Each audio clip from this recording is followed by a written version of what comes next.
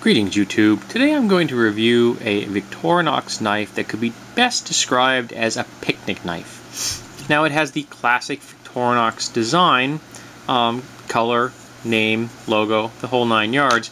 However, while it is bearing that logo, it is actually produced by the Klein company, and it is produced and manufactured in China. So apparently it's some kind of a lower grade level of Victorinox knife. As I said, it's got the classic coloration, but it also has the branding here of both the Klein Corporation and of the manufacturer in China, which is effectively Shenzhen, China, I think. That's what that is. And I say it's a picnic knife because, well, it has a spoon, which is, useful if you're going to be having a picnic. If you're going to be looking for those nasty ants at the picnic as well, it also has a magnifying glass. It comes with a lanyard, of course. It has the classic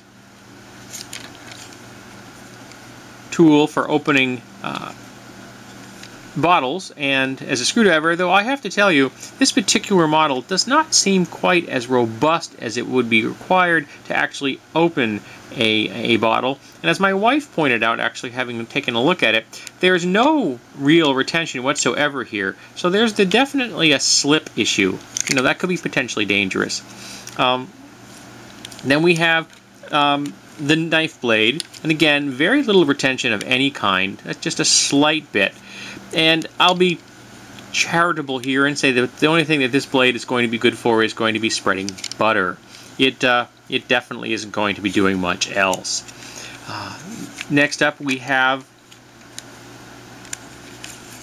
a fork, though I'm not really sure what you'd be spearing with this particular fork. I suppose pickles, that might be the toughest thing it could handle, though it would probably be very useful for going after potato salad with. And lastly, we have a saw blade, which I suppose you might be able to use if you wanted to cut through some cottage cheese, but this really isn't going to go through much else other than that.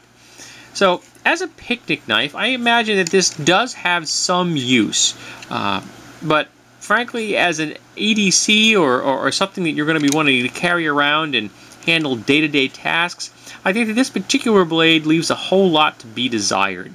If anyone's had any experience with this particular knife, actually in the field, I would really appreciate hearing about it. I've just purchased it and I haven't actually had a chance to use it yet. So I would be interested in hearing the opinions of other people on this particular Victorinox blade.